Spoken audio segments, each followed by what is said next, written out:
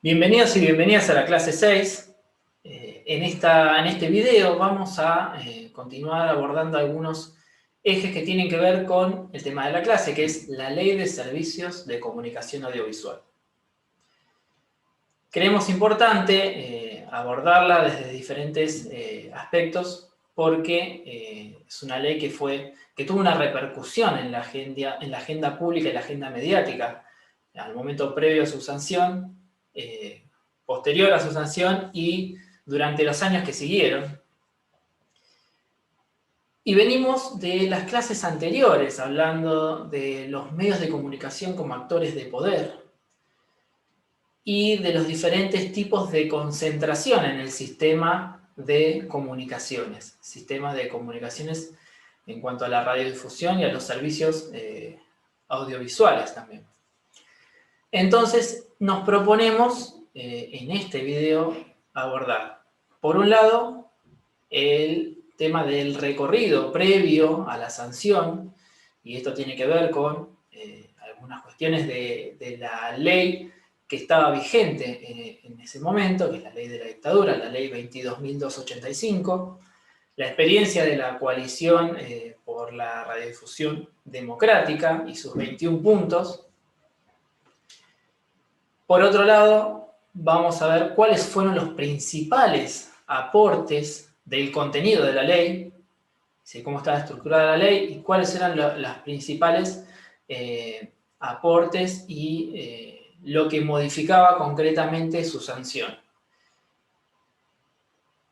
Más adelante vamos a mencionar también lo que tuvo que ver con el proceso judicial que tuvo que atravesar digamos, algunos artículos de la ley con respecto a la adecuación y a la prevención, de alguna manera, de esta concentración mediática. Y esto tiene que ver con la disputa o el reclamo del grupo de multimedios Clarín sobre la inconstitucionalidad o no de estos artículos.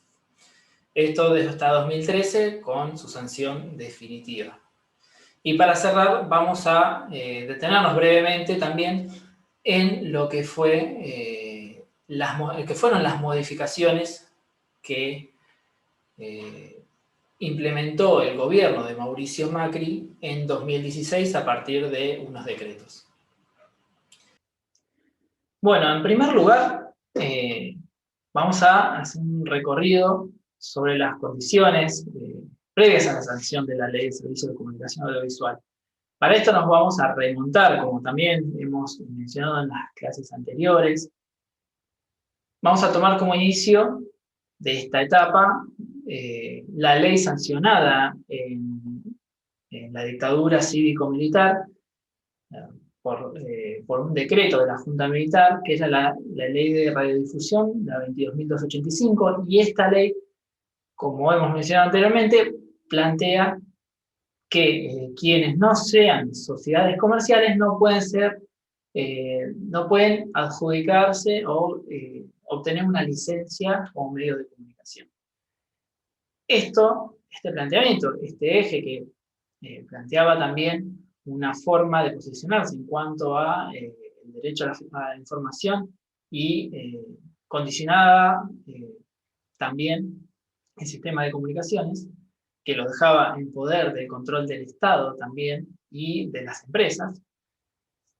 Esto, de alguna manera, generó también, a partir de esa década del 80, que empezaron a surgir los sectores que constituían medios de comunicación alternativos en ese momento, empezaron a plantearse la necesidad de modificar esta situación.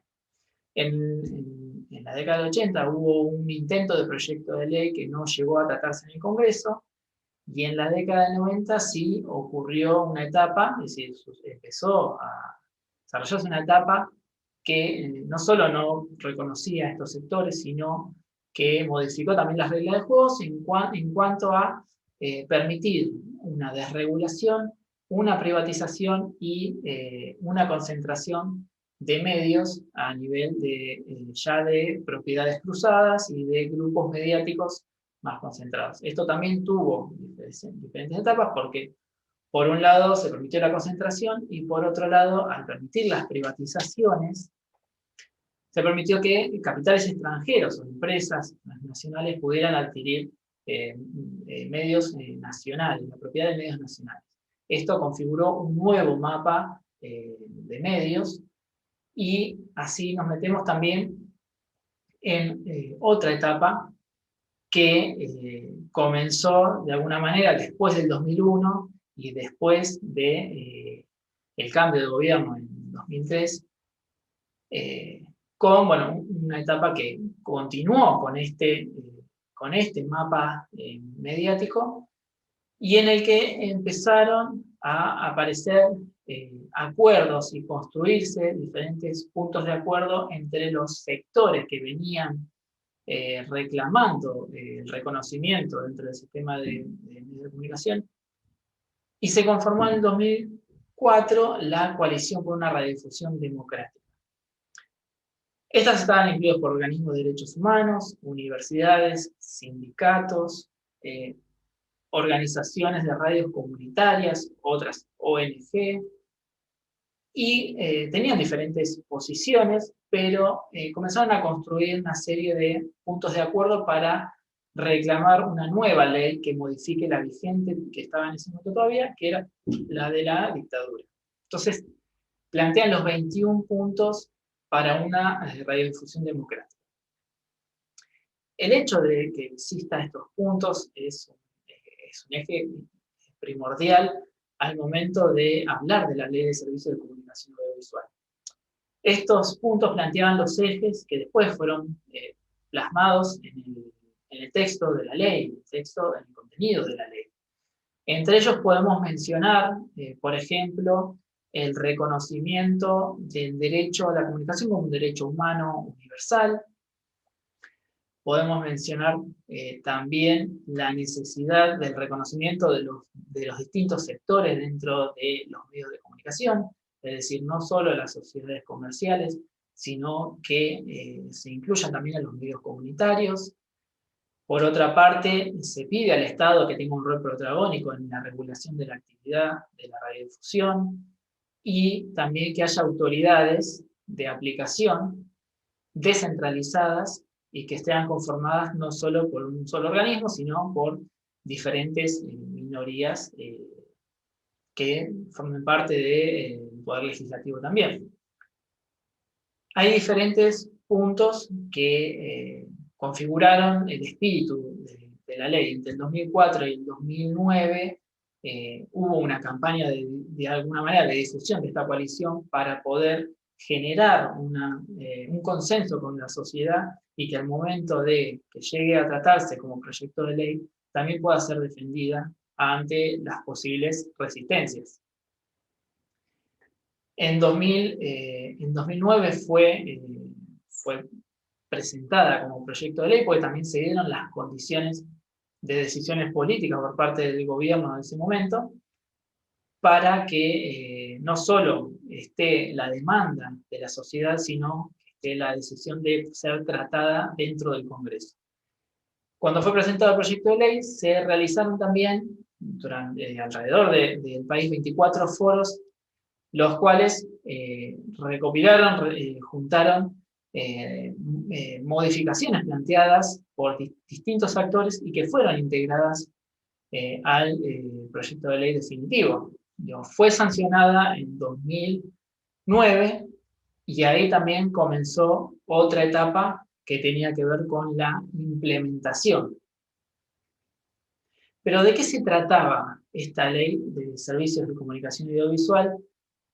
En cuanto a el espíritu, digamos, como dice el texto de Damián Loretti, que implicó un cambio de paradigma. Este cambio de paradigma, ¿en qué se sostenía? A ver, venimos hablando de no reconocimiento de los medios comunitarios, de la concentración mediática, venimos hablando de alguna manera, el derecho a la comunicación desde un posicionamiento de la libertad de prensa, es decir, una etapa empresarista de la libertad de expresión, y el cambio de paradigma implica considerar el derecho a la comunicación como un derecho humano universal, una etapa universalista. Entonces, acá nos detenemos en uno de los puntos que plantea la coalición por una radiodifusión democrática, que me parece que es importante que podamos detenernos ahí, porque representa algunos de los aspectos fundamentales del espíritu de esta ley. El punto 5 que plantea la coalición, que también lo van a tener como material para poder consultar, dice que la promoción de la diversidad y el pluralismo debe ser un aspecto primordial de la reglamentación de la radiodifusión. Y acá aparecen estos dos conceptos, que es la diversidad y el pluralismo. Dice además que el Estado debe ser el actor principal, que como actor soberano, digo, que pueda regular esta actividad para garantizar la diversidad cultural y la pluralidad comunicacional. Y que esto tiene que ver con permitir la igualdad de género y de oportunidades en el acceso y la participación de los distintos sectores en la gestión de servicios de radiodifusión. Todo lo que dice este punto me parece muy importante, porque también es lo que expresa en el texto de Damián Loretti en cuanto al cambio de paradigma. Dice que los servicios de comunicación audiovisual son una forma de ejercicio del derecho a la comunicación, y que son soportes esenciales para el desarrollo social y